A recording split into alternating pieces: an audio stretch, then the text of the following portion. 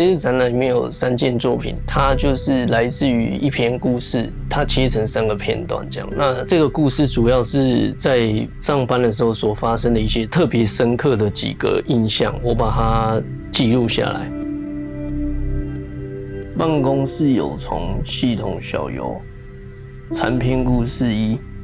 系统工程师在一日下午发现身上长了多处红疣，他心中相当排斥去医院做检查，害怕人群，也对医院的检查系统恐惧。倘若要自行切割，他亦不信任自己的手感，于是把此切除过程交给自制的机器。在北美馆这个场景呢，它是这3段故事的后面的发展的延伸呢。第一个是身体小疣切割器，就是呼应到那个疣这件事情，就是要去想办法把这个快速干净的切割掉。老板相当的心急，也对周遭的人产生极为不信任的心态，导致商业帝国的崩盘。老板相当不甘心，随手拿起刀具冲进实验室，砍断了部分机器的电缆，随即触电而死。然而留在地面上的刀具却也被机器人辨识出来，但产生出了乱码与震荡。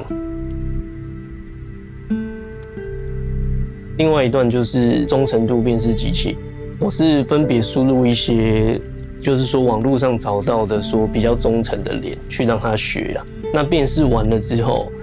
就是老板就很生气去破坏这个机器，所以那个机器是那个叫做战损版啊，就是已经有损坏的版本，就是他让他学忠诚度。那另外一件是办公室里面的那只虫，就被打死的那一只，变成自己在那边运行嘛。在整个击杀过程结束之后，好像是程式条件触发一样，一名老员工突然跳楼身亡。后来经过查明之后，原来他是我最爱的儿子。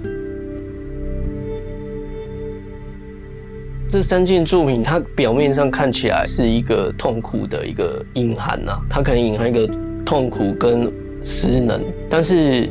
它实际上对应到我的工作的话，是这2个因子比较显性，但它不一定是说只是一个批判工作是个痛苦的经验，而相反的，它有时候是去把里面的某些精华的东西把它显现出来。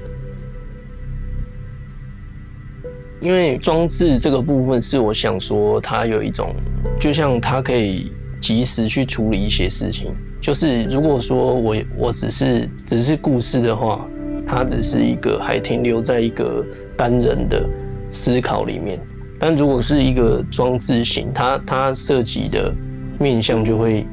大一点、广一点。其实我是想制造一个像谜团的东西，但我想做一个故事或者一个事情，是让多方面的人都觉得想要来看、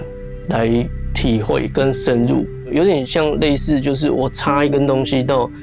你的眼前，让你去看这个东西这样。但我自己实际是我可以获得短暂的 temper 那个暂时的那个缓冲。我这个装置本身也是一个谜团，我想让别人就是摸不透这个故事的一个前后位置。